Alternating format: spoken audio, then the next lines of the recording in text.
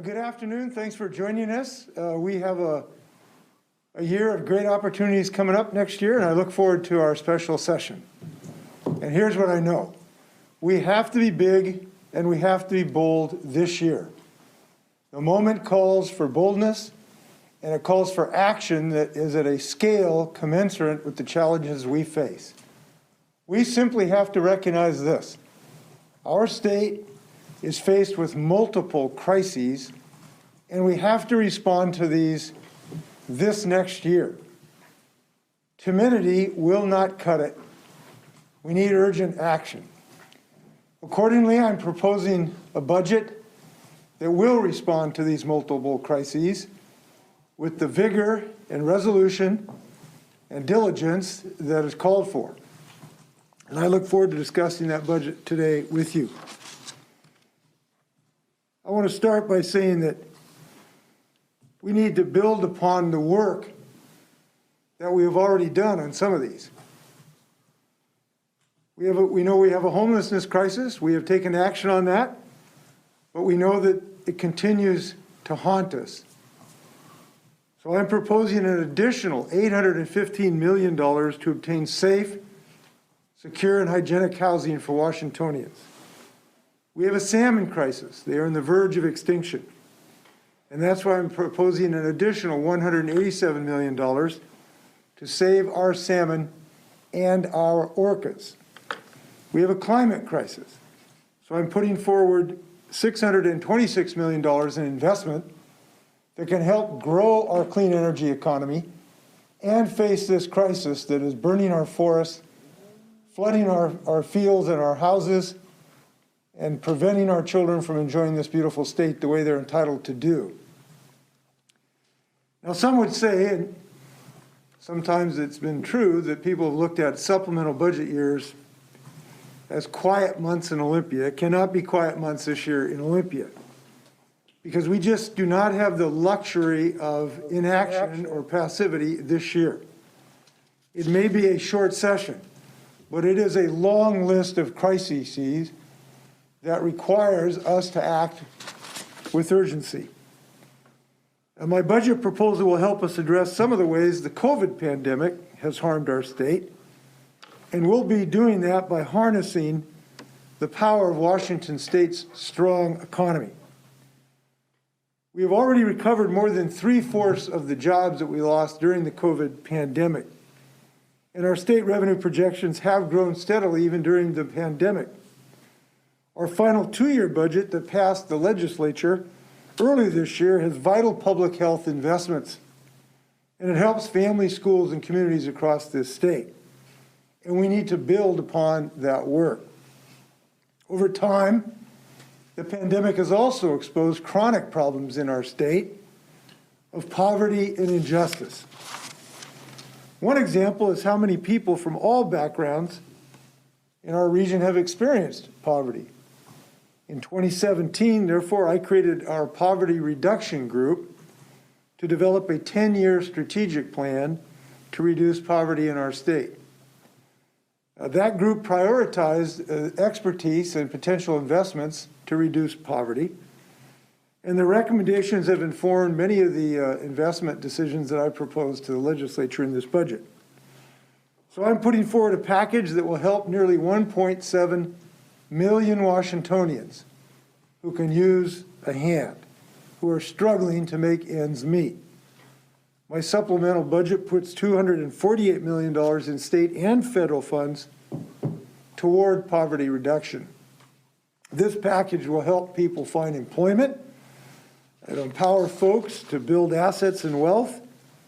It increases educational opportunities, and importantly, it improves health. Now, in conjunction with my budget proposal, I'm issuing an executive order requiring the Department of Social Health Services to chair a poverty reduction sub-cabinet to help us focus on this long-term effort. This sub-cabinet will help pinpoint system failures in addressing poverty. It will recommend further budget and policy proposals and implement economic incentives. And I am told that somewhere there is an executive order that I have right before me. And so I am signing this.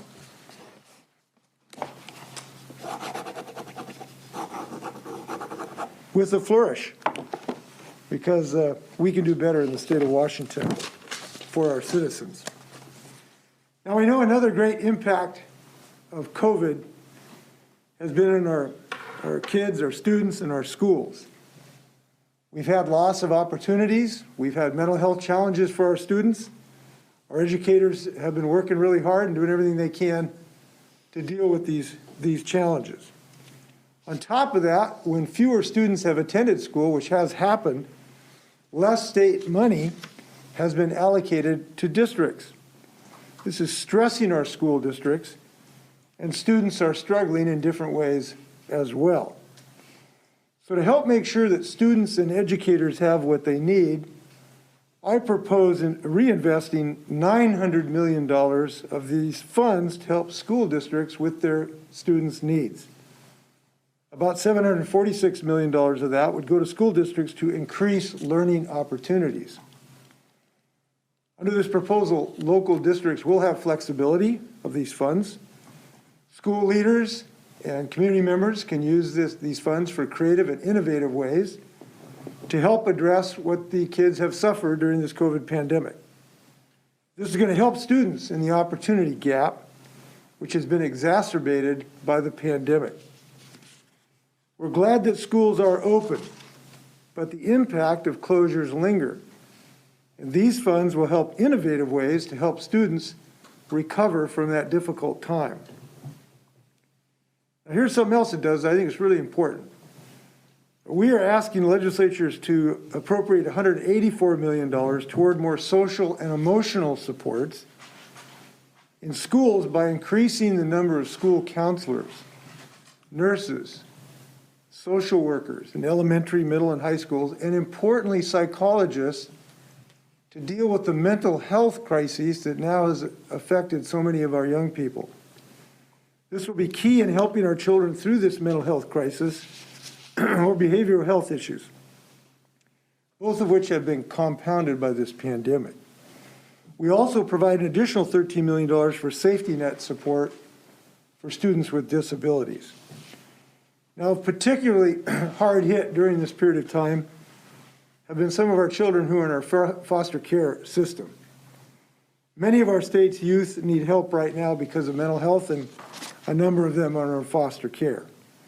So for our youth in foster care, we have seen diminished access to behavioral rehabilitation services. And that has limited our placement options as children come out of foster care or are in foster care, particularly for kids who really needs cannot be met through what you might think of traditional foster care. We also know the difficult, concerning stories about foster youth in our state whose needs are not being met in traditional settings. So I propose more than $20 million to bolster these services so that foster youth will have more options to have access to what they need so they can thrive, as well as $1.5 million to operate a new behavioral rehabilitation services facility. In total, my budget puts $80 million into new funding towards foster care.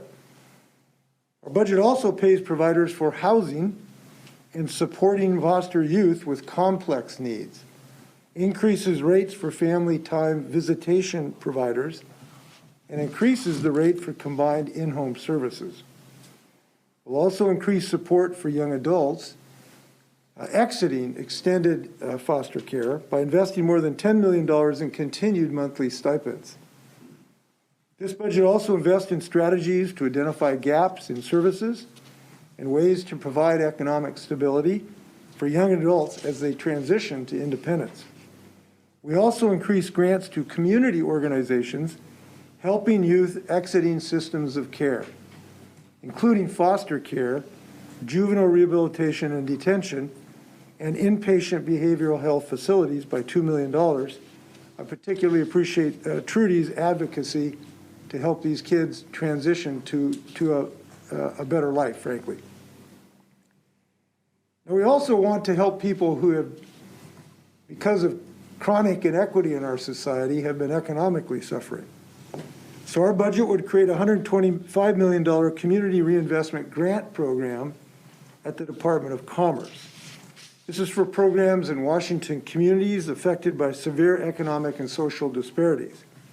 These disparities are the consequence of historically inequitable use of criminal laws and penalties in the war on drugs.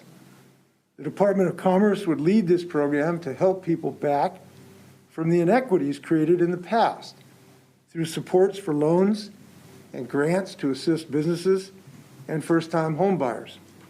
These grants will create economic development to reduce poverty in impacted communities with financial literacy programs, civil and criminal legal aid, reentry services, and violence prevention. I'm excited about this creative approach to long-term inequity. Now, we know we need work in transportation. So we are rolling out a strong transportation budget as well. My 2022 transportation budget is no ordinary supplemental approach, as we're using both one-time dollars from the state's funds, including the general fund, and new federal funds, along with other funds to provide nearly $1 billion of resources to our transportation budget. That is very unusual for a supplemental budget. It funds clean transportation to continue reducing greenhouse gas emissions from our transportation sector, and strategic investments to improve ferry service reliability, which we really need. It will let us stay on top of critical projects on major highways, like the 520, 405, and 167 corridors that we do not want to see halted, and make sure that those projects continue. Our budget also supports increased diversity and inclusion in the transportation sector, and the budget delivers on our commitment to the advancement of high-speed ground transportation for the Cascadia region. This investment positions us to make sure we don't lose this opportunity to leverage federal investment in high-speed rail to diversify our transportation system and get ready for the coming decades. In addition, we're putting $324 million toward new ferry boats, including Ferry Electrification, which our system needs as soon as possible, both to replace our aging fleet and to help fight climate change. I think the days of ferries belching diesel smoke really ought to come to an end. And this certainly is needed so we can increase reliability of our fleet, which desperately is in need of boats. I'm also investing over $40 million to attract and retain employees to our system. Now, even before our budget release, I had directed the department to urgently scale up our staffing, and they have been very active on this. I'm happy to say they've already hired 47 new workers, with an additional 20 in the process. We're on our way to full staffing of our ferry fleet. Furthermore, ferries have started to add service back to the system, which we can see with the fourth boat now returning to service in the San Juans. And I want to thank our labor partners for working through us during these challenging times, for finding creative solutions to help improve our staffing. We need it, they've been there, we're going to get this job done. Now, what I have proposed isn't going to solve all of the transportation needs of the state of Washington. I obviously can't do that all by myself. I've been talking to legislators about additional measures that we need. We certainly need additional funds for culvert replacement and preservation. We need additional funds for decarbonizing. We need additional funds for ferry reliability. We certainly need a new bridge over the I-5 corridor over the Columbia River. There are many other critical projects. And I have repeatedly assured legislators that I will stand and be ready, willing, and able to help them to obtain the revenues that are necessary for these additional projects. We've been talking to Democrats.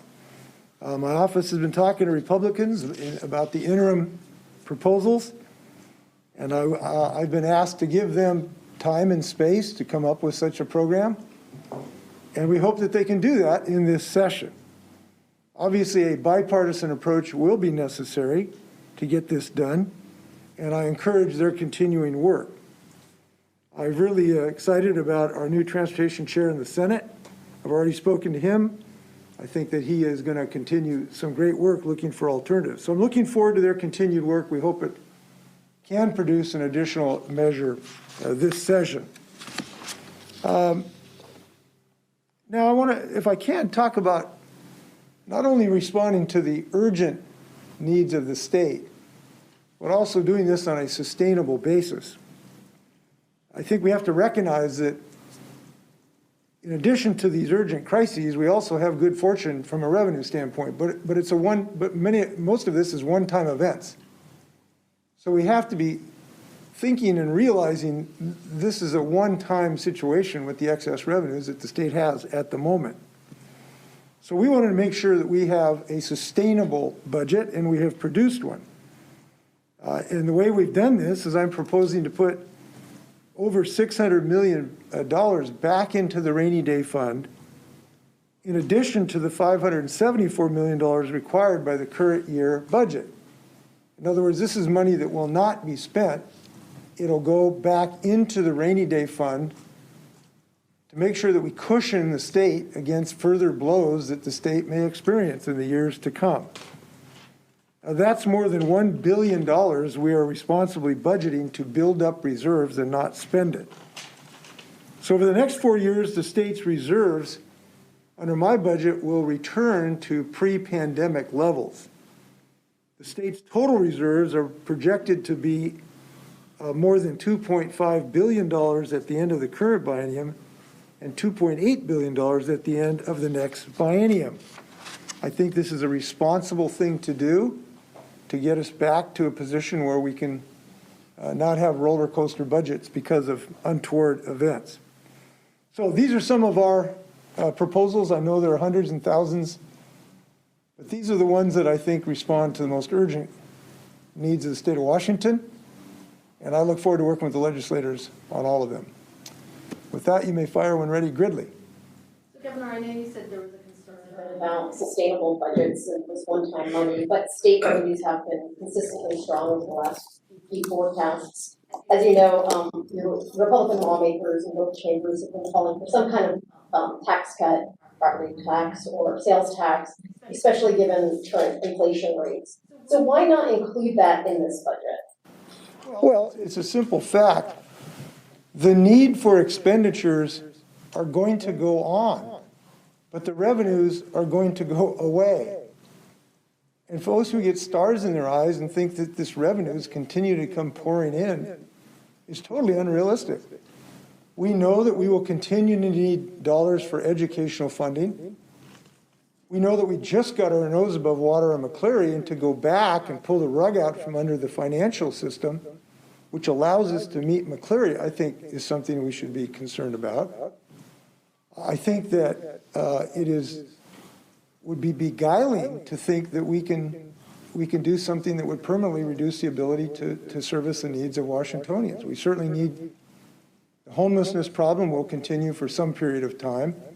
The mental health services needs of the people will continue for some time. Our efforts on climate will need to continue for some time. But this money is going to disappear. So doing something, certainly on a permanent basis, I think we should give a great thought to before we would go in that direction. Now, the other reason, and the most basic reason, why do we need to do this? It's because kids need mental health service. It's because people need housing, and people want a solution to the homelessness crisis across the state of Washington. It's because we need to make investments to deal with climate change. We need to help people prevent forest fires and respond to forest fires. We have these needs. Fundamentally, that's the reason. And so we propose to do that.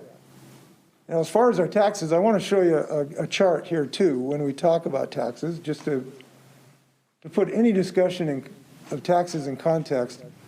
I'll show you a graph which shows where Washington ranks in total tax collection, state and local, per $1,000 of personal income.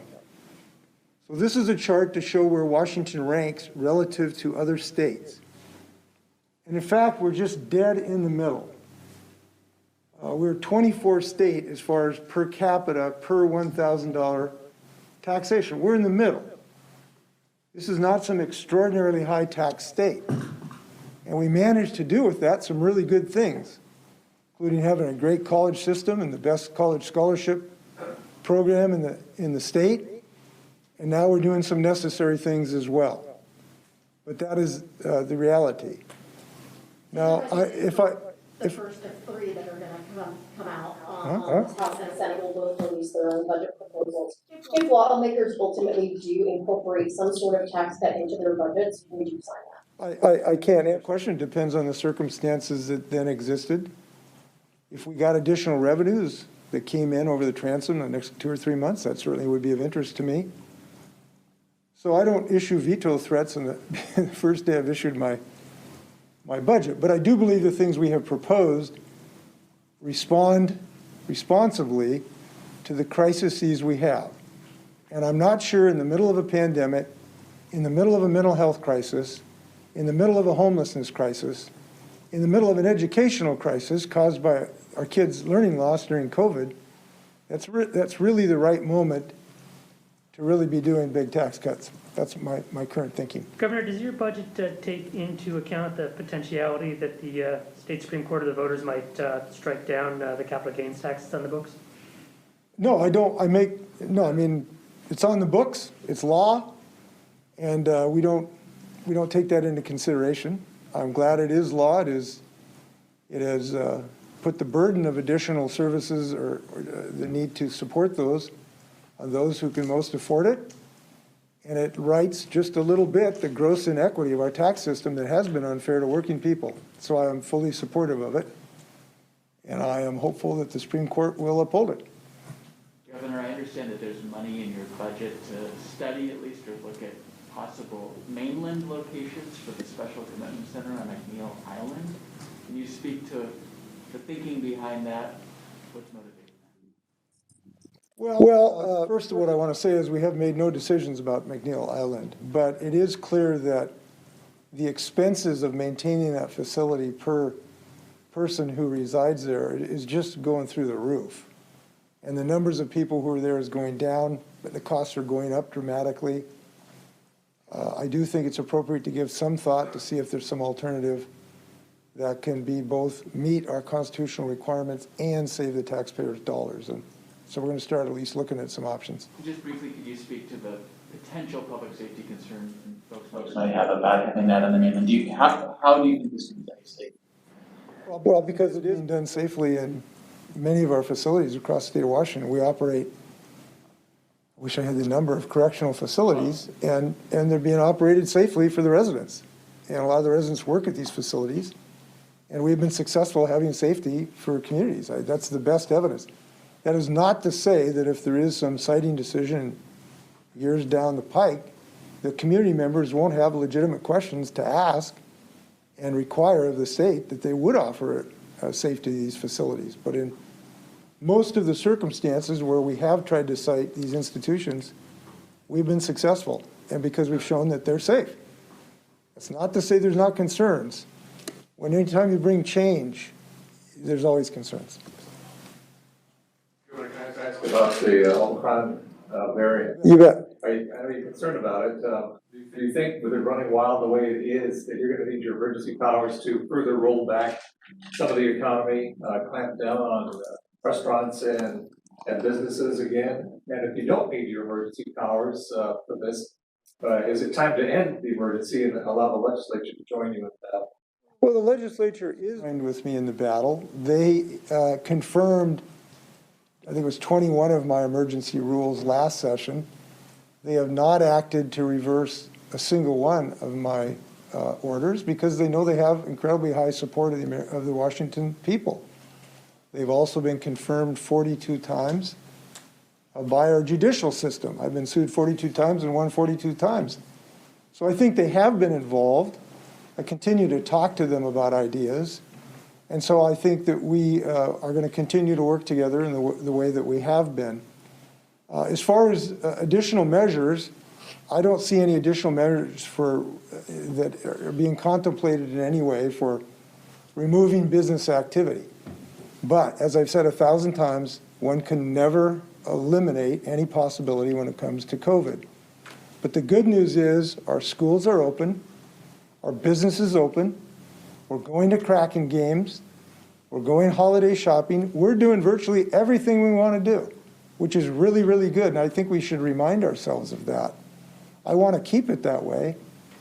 And the best way to keep it that way is to encourage people to get vaccinated, including getting boosters. One thing, if I could mention the Omicron, the most important message to me from Omicron is, if the boosters were important 4 weeks ago, they're 5 times important right now with the presence of Omicron. So we really hope people will get in and get their booster shots who've had their first 2 doses. Very, very important.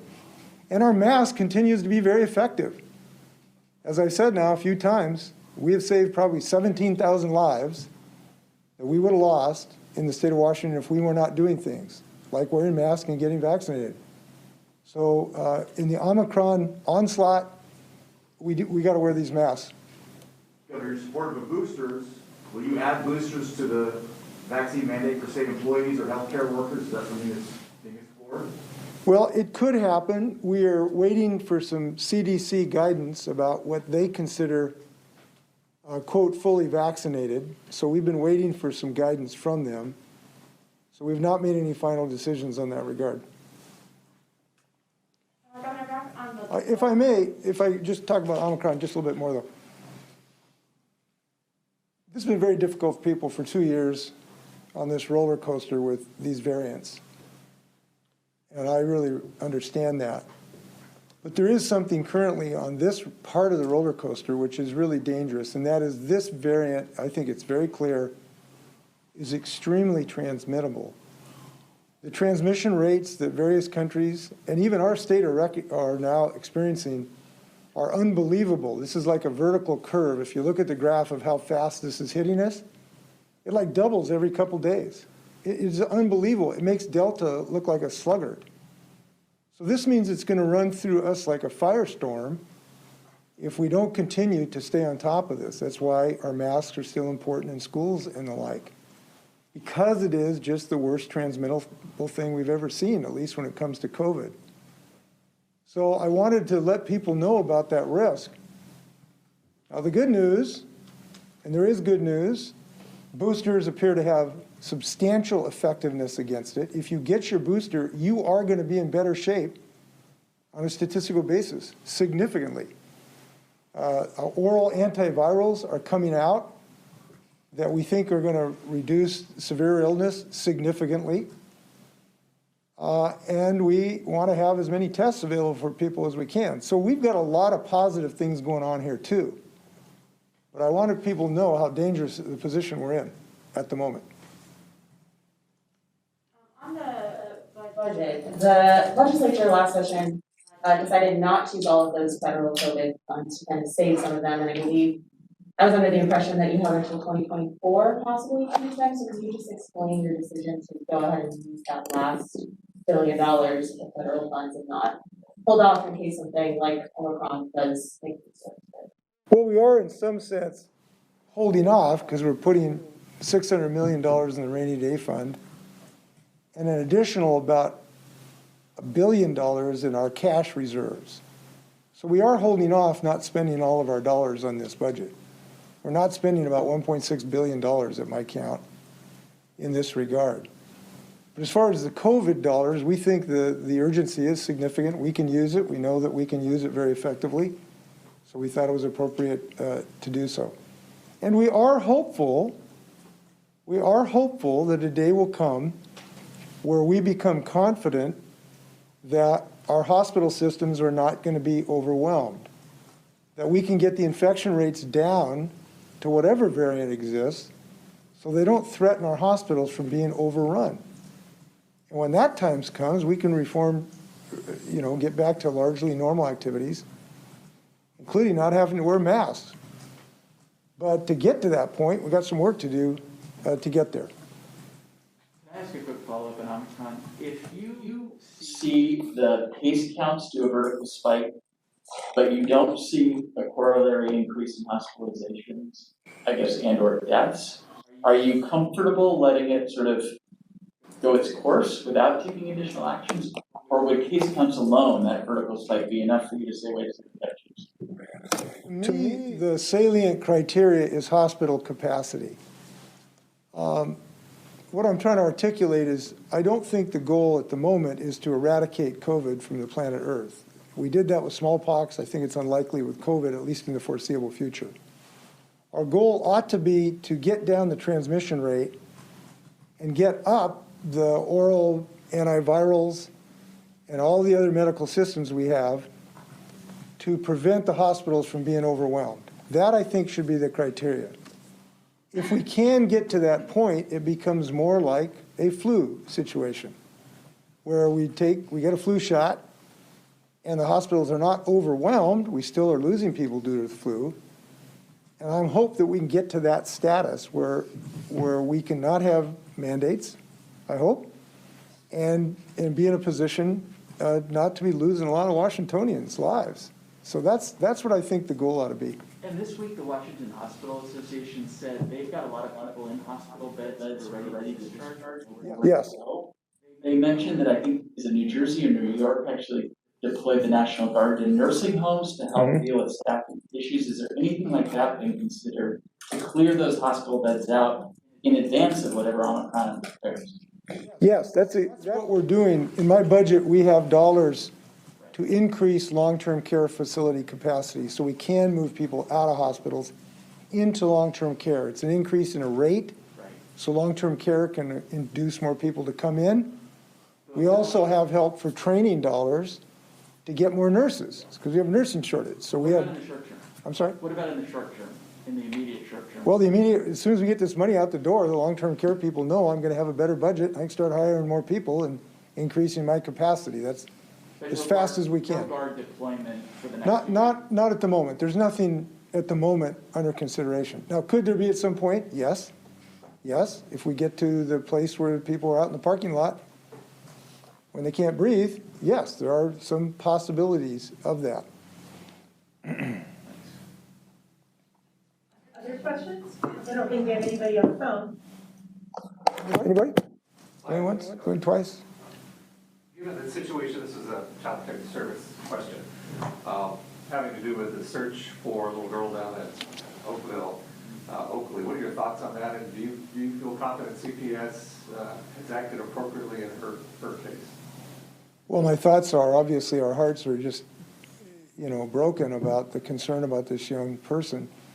I have not had any chance to review what has gone in this particular case, but I know that the people who work there care deeply about the children that they want to take care of, and I'm sure they're doing everything they can. Okay, thanks very much. Good luck. Happy holidays.